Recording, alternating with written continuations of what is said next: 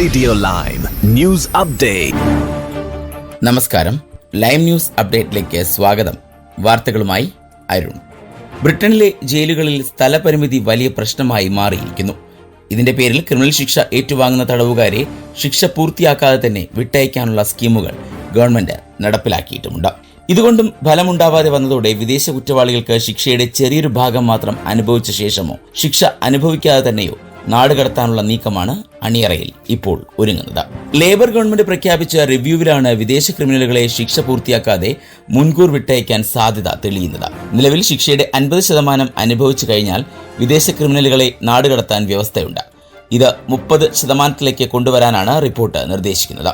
എന്നാൽ കഴിഞ്ഞ വർഷം ജസ്റ്റിസ് സെക്രട്ടറി ഷബാന മഹ്മൂദ് പ്രഖ്യാപിച്ച മുൻകൂർ വിട്ടയക്കാനുള്ള സ്കീമിനൊപ്പം ചേർക്കുമ്പോൾ വിദേശ കുറ്റവാളികൾക്ക് കേവലം 12% ശിക്ഷ മാത്രം അനുഭവിച്ചാൽ നാടുവിടാമെന്ന സ്ഥിതിയാകും. 3 വർഷത്തിൽ താഴെ ശിക്ഷ ലഭിക്കുന്ന വിദേശ കുറ്റവാളികളെ അടിയന്തരമായി നാടുകടത്താനും സ്വതന്ത്ര റിവ്യൂ നിർദ്ദേശിക്കുന്നു. മുൻ ടോറി ജസ്റ്റിസ് സെക്രട്ടറി ഡേവിഡ് ഗേക്കാണ് റിവ്യൂവിന് നേതൃത്വം നൽകുന്നത്. മന്ത്രിമാർ ഈ നിർദ്ദേശങ്ങൾ സ്വീകരിക്കുമെന്നാണ് കരുതുന്നത്.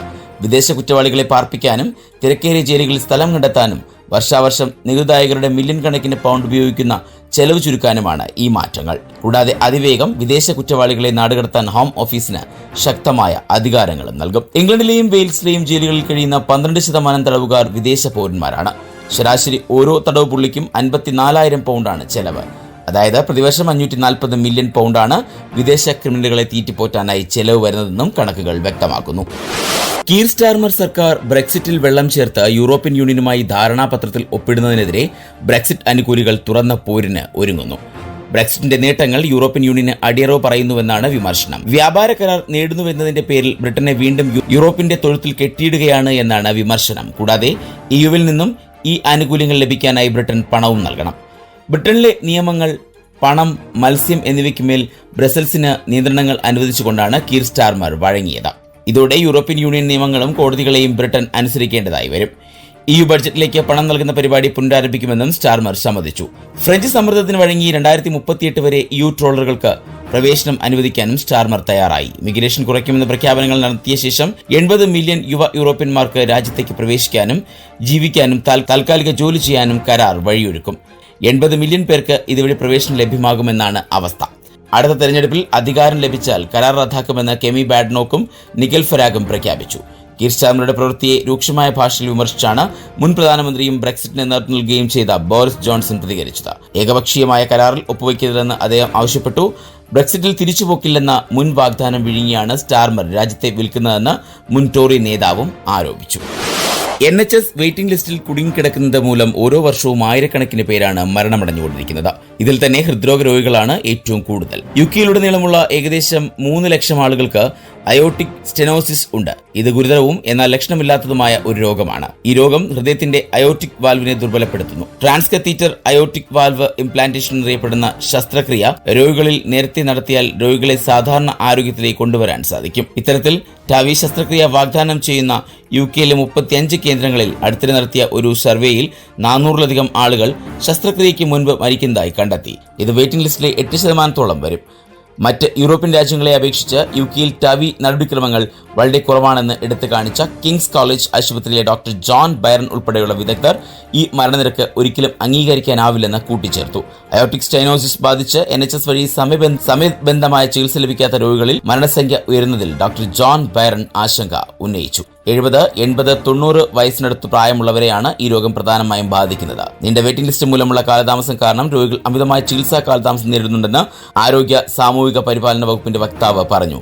ചികിത്സ ലഭ്യമാക്കൽ മെച്ചപ്പെടുന്നതിനുമായി ഒരു പുതിയ പരിഷ്കരണ പദ്ധതി ഉടൻ നടപ്പിലാക്കുമെന്നും അതിൽ ടാവിക്കായി കാത്തിരിക്കുന്നവരും ഉൾപ്പെടുമെന്നും അദ്ദേഹം കൂട്ടിച്ചേർത്തു.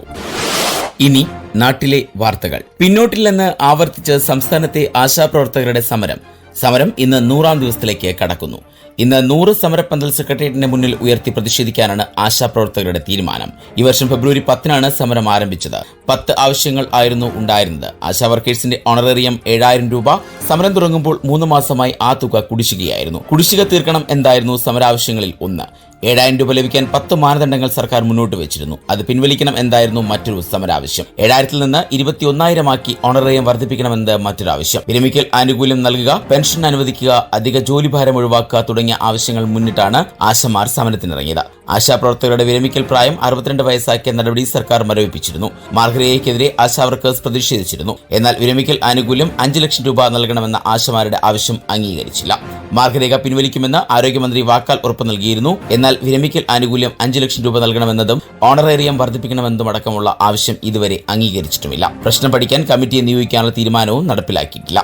അതേസമയം നിരാഹാരം 1 മാസവും രാപ്പകൽ സത്യാഗ്രഹവും 70-ാം ദിവസവും പിന്നിടുമ്പോഴും അനുനയത്തിലെത്താതെ ആശാ വർക്കേഴ്സിന്റെ സമരം ശക്തമായി മുന്നോട്ട് കൊണ്ടുപോകാനാണ് സമരസമിതിയുടെ തീരുമാനം. ആശമാരുടെ പ്രശ്നങ്ങൾ പഠിക്കാൻ കമ്മിറ്റിയെ നിയോഗിച്ചെന്ന് സർക്കാർ ഹൈക്കോടതിയെ അറിയിച്ചെങ്കിലും കമ്മിറ്റി രൂപീകരിച്ചുകൊണ്ടുള്ള ഉത്തരവൊന്നും പുറത്തിറങ്ങിയിട്ടുമില്ല എന്നും വ്യക്തമാക്കുന്നു.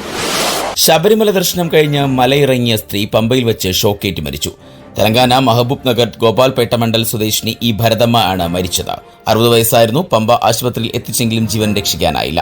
പമ്പയിൽ എത്തുന്നതിന് തൊട്ട് മുൻപ് 2-ാം നമ്പർ ഷെഡിൽ കുടിവെള്ളം ക്രമീകരിക്കുന്നതിനായി സജ്ജീകരിച്ചിരിക്കുന്ന പൈപ്പ് കണക്ഷനിൽ നിന്നും ഷോക്കേൽക്കുകയായിരുന്നു. തീർത്ഥാടന പാതയിലുള്ള വാട്ടർ കിയോസ്കിൽ നിന്നാണ് ഷോക്കേറ്റത്. ദേവസ്വം ബോർഡ് സ്ഥാപിച്ചിട്ടുള്ള ഇരുമ്പ് പോസ്റ്റിൽ നിന്ന് കിയോസ്കിലേക്ക് വൈദ്യുതി പ്രവഹിച്ചു എന്നാണ് നിഗമനം. ആലുവ തിരുവാങ്കുളത്ത് 3 വയസ്സുകാരി കല്യാണിയെ അമ്മ പുഴയിൽ എറിഞ്ഞുകൊന്ന സംഭവത്തിൽ കൂടുതൽ വിവരങ്ങൾ പുറത്ത്. കുഞ്ഞുമോൾക്കായി നാടൊന്നാകെ രാത്രിയാകെ തിരച്ചിൽ നടത്തുമ്പോഴും പോലീസ് കസ്റ്റഡിയിൽ സുഖമായി കിടന്നുറങ്ങുകയായിരുന്നു കല്യാണിയുടെ അമ്മ സന്ധ്യ. രാത്രി പോലീസ് വാങ്ങി നൽകിയ ഭക്ഷണവും കഴിച്ച് ഇവർ സ്റ്റേഷനിൽ തന്നെ കിടന്നുറങ്ങി. ഇവർക്ക് യാതൊരു കുറ്റബോധമോ സങ്കടമോ ഇല്ലായിരുന്നുവെന്നും പോലീസ് തന്നെ പറയുന്നു. ഇന്ന് പുലർച്ചെ 3 മണിയോടെയാണ് ചാലക്കുടി പുഴയിൽ നിന്ന് കല്യാണിയുടെ മൃതദേഹം കണ്ടെത്തിയത്. അങ്കണവാടിയിൽ നിന്ന് കൂട്ടിക്കൊണ്ടുവരുന്നതിനിടെ കുട്ടിയെ കാണാതായി എന്നാണ് സന്ധ്യ വീട്ടിൽ എത്തി പറഞ്ഞത്. വീട്ടുകാർ തുറന്ന് പോലീസിൽ വിവരമറിയിച്ചു. പോലീസ് കൂടുതൽ ചോദ്യം ചെയ്തപ്പോഴാണ് പാലത്തിൽ നിന്ന് കുട്ടിയെ പുഴയിലേക്ക് എറിഞ്ഞതായി സന്ധ്യ സമ്മതിച്ചത്. കുട്ടിയുടെ ഇൻക്വസ്റ്റ് നടപടികൾ പൂർത്തിയാക്കിയ ശേഷം 9 മണിയോടെ മൃതദേഹം കളമശ്ശേരി മെഡിക്കൽ കോളേജിൽ പോസ്റ്റ്മോർട്ടത്തിനായി എത്തിക്കും. പോസ്റ്റ്മോർട്ടത്തിന് ശേഷം മൃതദേഹം കുട്ടിയുടെ പിതാവിന്റെ വീടായ പുത്തൻകുരിശിലെ മറ്റക്കുഴിയിൽ എത്തിക്കും. കേസിൽ FIR രജിസ്റ്റർ ചെയ്തു. കുട്ടിയുടെ അമ്മയെ പ്രതിയാക്കിയാണ് കൊലപാതക കേസെടുക്കുക. ചോദ്യം ചെയ്യലിൽ പ്രതി കുറ്റം സമ്മതിച്ചു. തിരോധാനവുമായി ബന്ധപ്പെട്ട പുതിയ വകുപ്പുകളും ഉൾപ്പെടുത്തും. കുട്ടിയുടെ അമ്മയെ ചികിത്സിച്ച മാനസികാരോഗ്യ വിദഗ്ധരുടെ മൊഴിയും രേഖപ്പെടുത്തും. നേരത്തെയും കുട്ടിയെ അമ്മ അപായപ്പെടുത്താൻ ശ്രമിച്ചിരുന്നതായി കുട്ടിയുടെ പിതാവിന്റെ കുടുംബം ആരോപിച്ചു. കുടുംബ പ്രശ്നത്തെ തുടർന്ന് കുട്ടിയെ യുവതി പലതവണ അപായപ്പെടുത്താൻ ശ്രമിച്ചിരുന്നുവെന്നാണ് പുത്തൻകുരിശ് പോലീസിന് കുടുംബം നൽകിയ മൊഴി. പുതിയ ബസ് സ്റ്റാൻഡിന് സമീപം കെട്ടിടത്തിലുണ്ടായ തീപിടുത്തവുമായി ബന്ധപ്പെട്ട് പോലീസ് വിശദമായ അന്വേഷണം ആരംഭിച്ചു. കോർപ്പറേഷൻ കെട്ടിടത്തിലെ അനധികൃത നിർമ്മാണങ്ങളും സുരക്ഷാ വീഴ്ചകളും പരിശോധിച്ച് റിപ്പോർട്ട് തയ്യാറാക്കുകയാണ്. തീപിടുത്തത്തിൽ കോഴിക്കോട് ടെക്സ്റ്റൈൽസ് ഉടമയും മുൻ ബിസിനസ് പങ്കാളിയും തമ്മിലുള്ള തർക്കത്തിന് ബന്ധമുണ്ടോ എന്ന സംശയവും അന്വേഷണത്തിന്റെ ഭാഗമായുണ്ട്. തീ അണയ്ക്കുന്നതിനിടെ കണ്ടെത്തിയ നിയമലംഘനങ്ങൾ നിരവധി ഗുരുതര ചോദ്യങ്ങൾ ഉയർത്തുന്നുണ്ട്. അനധികൃതമായി നിർമ്മിച്ച ഷെഡുകൾ, ചെരിഞ്ഞ പാരപ്പറ്റുകൾ, കിരീടപരിധിക്ക് മേലെയുള്ള ചരക്കുകളുടെ കൂട്ടുശേഖരണം തുടങ്ങി പലതും സ്ഥലത്ത് കണ്ടെത്തിയിരുന്നു. തീ പടർന്ന് വ്യാപിക്കാൻ ഇത് പ്രധാന കാരണമായി എന്നാണ് ഫയർഫോഴ്സ് വിലയിരുത്തുന്നത്. ഇനി സ്പോർട്സ് വാർത്തകൾ. ഇംഗ്ലീഷ് പ്രീമിയർ ലീഗ് ഫുട്ബോളിൽ കിരീടമുറപ്പിച്ച ലിവർപൂളിനെ വീഴ്ത്തി ബ്രൈറ്റൺ ആൻഡ് ഹോവ് ആൽബിയൻ. തിങ്കളാഴ്ച നടന്ന മത്സരത്തിൽ 2-3 ഗോളുകൾക്കാണ് ബ്രൈറ്റൺ ലിവർപൂളിനെ തോൽപ്പിച്ചത്. യാസിൻ അയാരി, കവോരു മൈറ്റോമ, ജാക്ക് ഹിൻഷൻവുഡ് എന്നിവരാണ് ബ്രൈറ്റനായി ഗോളുകൾ നേടിയത്. ഹാർവി എലിയട്ടും ഡൊമിനിക് ഷൊബേസ്ലായിലും ആണ് ലിവർപൂളിനായി ഗോളുകൾ സ്കോർ ചെയ്തത്. വിജയത്തോടെ ബ്രൈറ്റന് 58 പോയിന്റായി. നിലവിൽ ലീഗ് ടേബിൾ 8-ാം സ്ഥാനത്താണ് ബ്രൈറ്റൺ. പരാജയപ്പെട്ടെങ്കിലും 1-ാം സ്ഥാനത്തുള്ള ലിവർപൂളിന് 83 പോയിന്റാണ് നിലവിൽ ഉള്ളത്.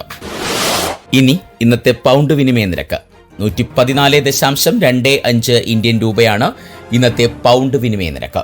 ഇതോടെ ഇന്നത്തെ വാർത്താ ബുള്ളറ്റിൻ പൂർണ്ണമാകുന്നു. അടുത്ത ബുള്ളറ്റിനുമായി വരും മണിക്കൂറുകളിൽ കേട്ടുമുട്ടാം. നന്ദി, നമസ്കാരം.